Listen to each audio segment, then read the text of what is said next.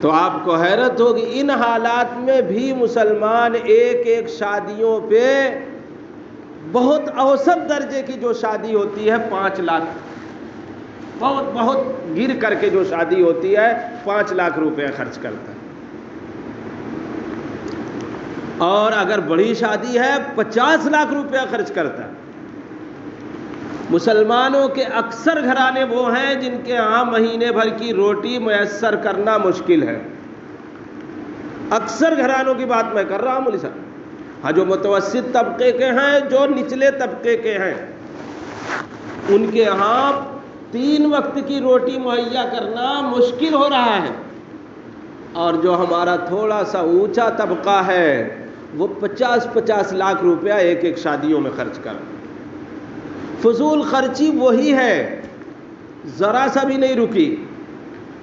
Corona آیا، lock down آیا، پریشانی آئی، دکانیں بند ہوئی، غربا بھوکے مرے، مزدور پرواسی پیدل گئے، لیکن کسی کے پیشانی پر بل نہیں آیا، ذرا سا بھی تغیر نہیں پیدا ہوا کہ کم سے کم جو ہم 50 ہزار روپے پٹاخے میں پھوڑ دیتے ہیں وہ تو روک دیں۔ بھلا بتاؤ شادی کا ان پٹاخوں سے کیا تعلق؟ تو 50 ہزار روپے کے پٹاخے پھوڑ دیے جاتے راستے پر، روڈ پہ بچھا کر کے، ایک تو راستہ بھی جام کرتے ہو، آنے جانے والے کو پریشان بھی کرتے ہو، اور پٹاخہ پھوڑ کر کے کہتے ہیں گھر پھونک اور تماشا دیکھ کر مصداق بنتے ہو، اپنا روپے اپنے ہاتھوں جلا رہے ہو، لیکن اسی پہ فخر بھی کرتے ہیں، اسی پہ فخر کرتے، افسوس نہیں ہوتا ان کو۔ کتنی حیرت کی بات! ان حالات کو دیکھتے ہوئے علماء کو بڑی فکر ہوئی، اور بھی بہت سے حالات آئے۔ ابھی آپ دیکھ رہے ہیں ایک لڑکی کو جہیز کے لیے اتنا ٹارچر کیا گیا کہ اس کو اپنی جان دینی پڑی۔ عائشہ کا وائرل ہونے والا ویڈیو سب تک پہنچا، لیکن فرق کیا پڑا امت پر؟ ایک عائشہ نہیں، ہزاروں مر جائیں اور مرتی ہی ہیں، نہیں مریں گی خود سے تو مار ڈالی جائیں گی، نہیں مریں گی تو مار ڈالی جائیں گی۔ کتنوں کو مار دیا امت نے، اور کتنوں کے مارنے کے پیچھے پڑی ہوئے۔ میرے یہاں روز 2-4 عورتوں کا کیس رہتا ہے، روز 2-4 عورتوں کا کیس رہتا ہے صاحب، کہیں شوہر مار رہا ہے، کہیں ساس مار رہی ہے، کہیں نند مار رہی ہے، اور گھر میں رہنا اس کا دشوار ہو رہا ہے، کہیں شوہر شرابی ہے تو وہ پٹائی کرتا ہے، کبھی جہیز کے لیے پٹائی کرتا ہے۔ مطلب 1-2 غم نہیں ہے جس کو بیان کیا جائے محترم، 1-2 غم نہیں ہے، ہزاروں درد ہیں جو یہ امت سہ رہی ہے۔ میرے بھائیوں، کیوں نہیں آپ ہوش میں آ جائیں؟ شادی کسی پنڈت جی ٹھاکر جی کی نہیں ہے، مسلمان کی ہے۔ اسلام نے ہمیں شادی بیاہ کا طریقہ دیا ہے، ایسا نہیں کہ ہمیں بے لگام چھوڑ دیا ہم جو چاہے وہ کر لیں۔ کہیں ڈی جے بج رہا ہے، کہیں شادی میں ناچ ہو رہا ہے، اور کہیں پٹاخے پھوڑے جا رہے ہیں، کہیں ولیمے پہ بے لگام خرچ کیا جا رہا ہے۔ کہتے صاحب ولیمہ تو سنت ہے نا۔ ارے صاحب جو ولیمہ سنت ہے وہ بھی آپ کو معلوم ہے، آپ کاہے ہم کو بیوقوف بنا رہے ہیں؟ محمد رسول اللہ صلی اللہ علیہ وسلم نے جو ولیمہ کیا وہی نا سنت ہے۔ سنت طریقے پہ کرو ولیمہ، ہم منع نہیں کر رہے ہیں، لیکن حالات کو دیکھو، حالات کو دیکھو۔ تمہارے وہ بھائی جو بھوکے ہیں، جن کے گھروں کے چولہے نہیں جل پا رہے، جن کی روٹیاں نہیں میسر ہو رہی، کچھ حصہ ان کا لگا، کچھ ان کا حصہ لگا دو۔ جمعیت علماء نے آسان نکاح کی مہم چلائی، پھر اس کے بعد مسلم پرسنل لا بورڈ نے بھی پورے ملک کے اندر یہ مہم چھیڑ رکھی کہ نکاح کو آسان کرو، کیونکہ یہ دیکھو بہت ساری خرابیاں، بلکہ یہ کہا جائے کہ امت کی اکثر خرابی وہ اسی سے جڑی ہوئی کہ ہم نے نکاح کو گرا کر دیا، نکاح کو مشکل کر دیا۔ میں پیش کرتا آپ کے سامنے اعداد و شمار پیش کرتا، تفصیل بیان کرتا، لیکن ابھی وقت نہیں اجازت دے رہا ہے۔ پھر انشاءاللہ عید کے بعد وقت اجازت دے گا، میں سب آپ کے سامنے بیان کروں گا، ایک ایک بیان کروں گا کہ اس کے کیا کیا نقصانات ہو رہے ہیں۔ کتنی بچیاں مسلمانوں کو چھوڑ کر غیر مسلموں کے ساتھ کیوں جا رہی ہیں؟ یہ ہماری بچیاں خودکشی کیوں کرنے پر مجبور ہیں؟ کتنی لڑکیاں ہیں جو بے نکاح کے پڑی ہوئی ہیں، ان کو کوئی پوچھنے والا نہیں ہے، وہ سارے اعداد و شمار ہیں، لیکن امت کو کوئی فکر نہیں، امت اپنا مست ہے اپنی روٹی سیکنے میں۔ ہمارے پاس تو ہے، بڑی مشکل یہ کہتے یہ ہیں صاحب، میں نے اپنے کانوں سے سنا، کہتے اللہ نے ہم کو دیا ہے تو کیا کریں، اللہ نے ہم کو دیا ہے تو کیا کریں، ہم خرچ کرتے ہیں، لیکن اللہ نے خرچ کرنے کا طریقہ بھی بتایا ہے محترم، اللہ نے دیا ہے تو اللہ ہی نے خرچ کرنے کا طریقہ بھی بتایا ہے، آپ ہی کو نہیں دیا، اللہ نے حضرت عثمان غنی کو بھی دیا تھا رضی اللہ تعالیٰ عنہ، اللہ نے حضرت عبد الرحمن بن عوف کو بھی دیا تھا رضی اللہ تعالیٰ عنہ، بڑے بڑے مالدار صحابہ اکرام گزرے ہیں۔ حضرت عبد الرحمن ابن عوف رضی اللہ تعالیٰ عنہ کی میراث جب تقسیم کی گئی تو کہتے ہیں سونا پھاوڑے سے کاٹ کاٹ تقسیم کیا گیا، 520 لوگوں کو میراث ملی تھی اور سب کو 80 ہزار درہم ملے تھے، آپ جوڑو کتنا روپیہ تھا، لیکن حضرت عبد الرحمن ابن عوف ہی کے بارے میں محمد رسول اللہ صلی اللہ علیہ وسلم نے کہا تھا کہ میری 8 بیویوں کی کفالت عبد الرحمن کرے گا، اور آپ صلی اللہ علیہ وسلم کے بعد آپ جانتے ہیں محمد رسول اللہ صلی اللہ علیہ وسلم کی 8 بیویوں کے کھانے کا کوئی انتظام نہیں تھا، حضرت عبد الرحمن ابن عوف نے جو باغ ان کے لیے وقف کیا تھا، جو باغ ان کو تحفے میں دیا تھا، وہ 60,000 درہم میں بیچا گیا تھا، ان سے خرچ چلتا تھا امہات المومنین، تو وہ مالدار لوگ تھے، کہاں خرچ کرتے تھے، کیسے خرچ کرتے تھے، انہوں نے سب بتا دیا۔ واقعات میں 1-2 سناتا لیکن وقت نہیں ہے، میں پھر کبھی سناؤں گا۔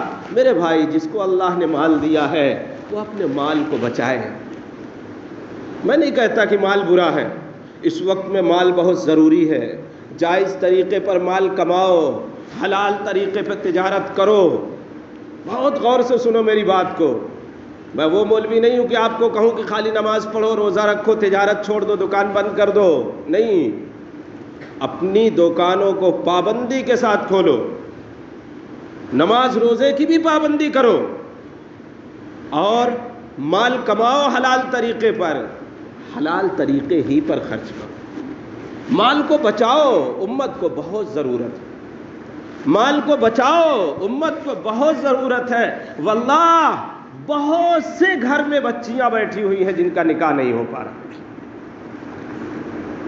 جس کو اللہ نے مال دیا ہے وہ اپنی 2 بچی کا نکاح کرتا ہے، اپنے محلے اور پڑوس کی 2 بچی کا ذمہ لے کہ میں اپنے محلے اور پڑوس کی 2 بچیوں کا نکاح کراؤں گا، کم خرچ میں، معتدل خرچ میں میں 2 بچیوں کا نکاح کراؤں گا۔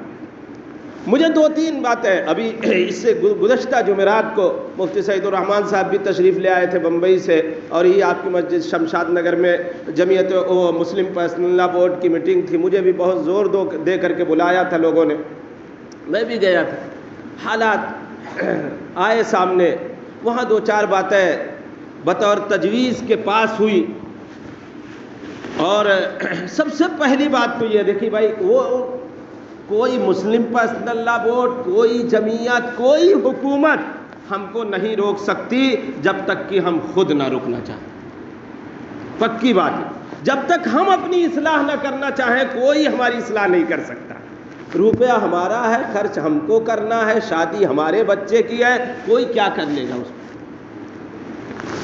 کچھ لوگوں کی طرف سے یہ رائے آتی ہے کہ مولوی لوگ نکاح نہ پڑھائیں، جس نکاح میں جہیز دیا جائے، جس نکاح میں جہیز ہو وہ نکاح مولوی نہ پڑھائیں۔ ارے میرے بھائی، نکاح مولوی نہیں پڑھائے گا، کوئی پنڈت سے پڑھوا لیں گے،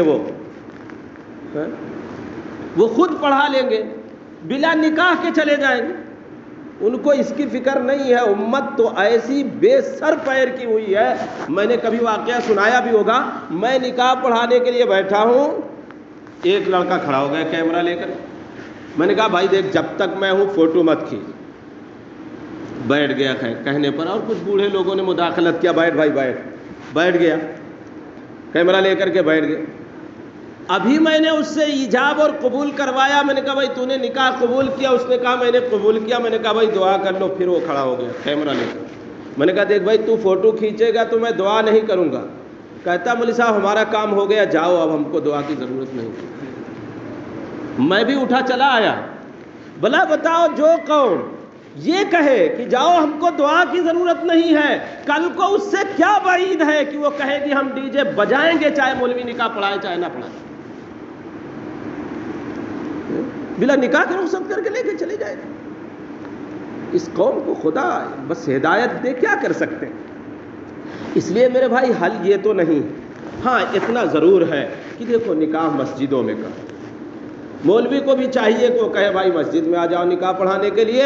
اور میں سب سے درخواست کرتا ہوں کہ دیکھو حدیث شریف کے اندر بھی ترغیب دی گئی ہے کہ نکاح کو مسجد میں کرو۔ مسجد میں نکاح کرنے سے بہت سی خرافات سے آدمی بچ جاتا ہے۔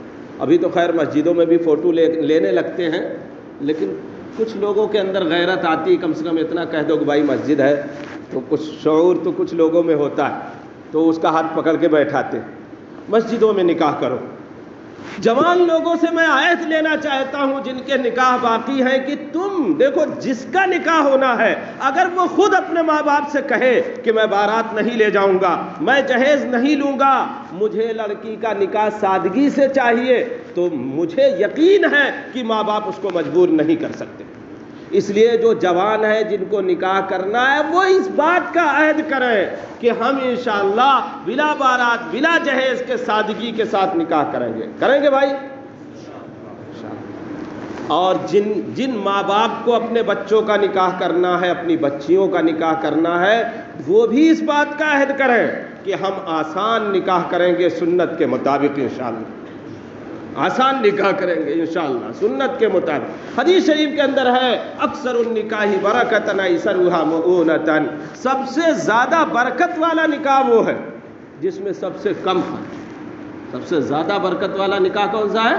جس میں سب سے کم خرچ ہو۔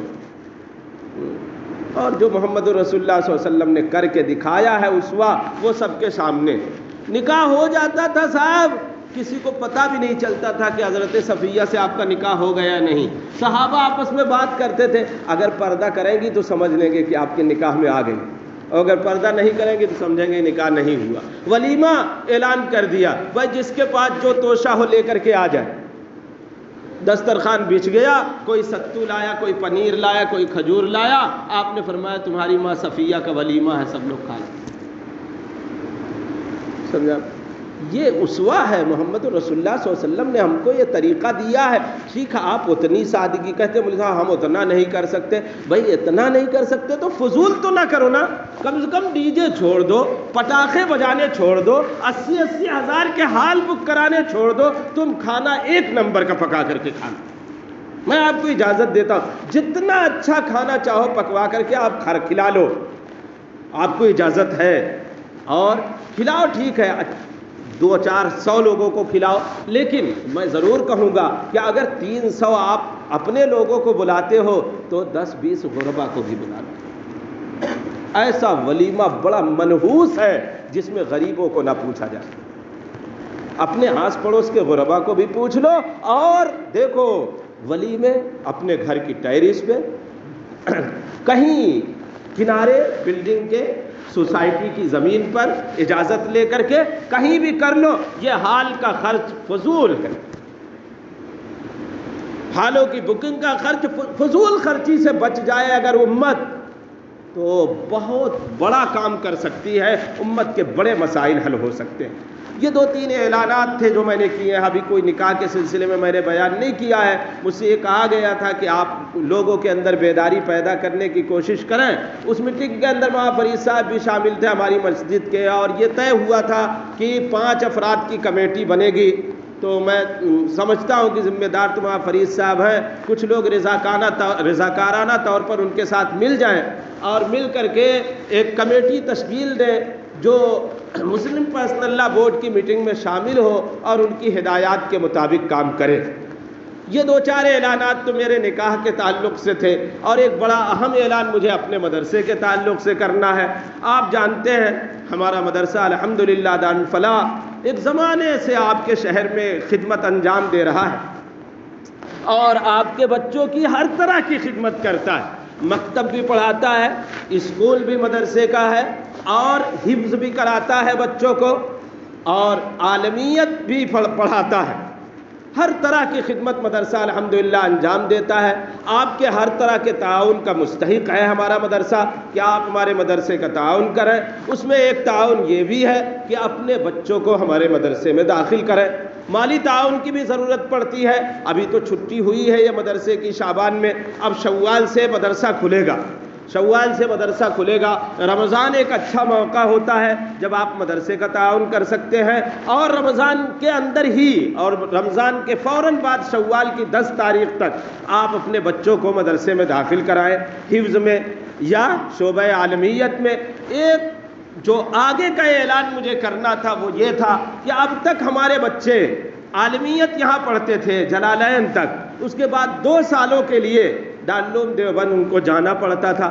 آپ کو معلوم ہے کہ حالات اس طرح کے مشکل آئے کہ دارالعلوم نے بھی داخلہ نئے بچوں کا بند کر دیا کہ اب ہم نئے بچے نہیں لے سکتے، کیونکہ اس طرح بیماری کے ماحول میں زیادہ بچوں کو نہیں رکھا جا سکتا۔ حکومت کی گائیڈ لائن بھی ہے کہ آدھے بچوں کو رکھا جائے، اس لیے نئے بچوں کو نہیں لیں گے، پرانی ہی بچوں کو لیں۔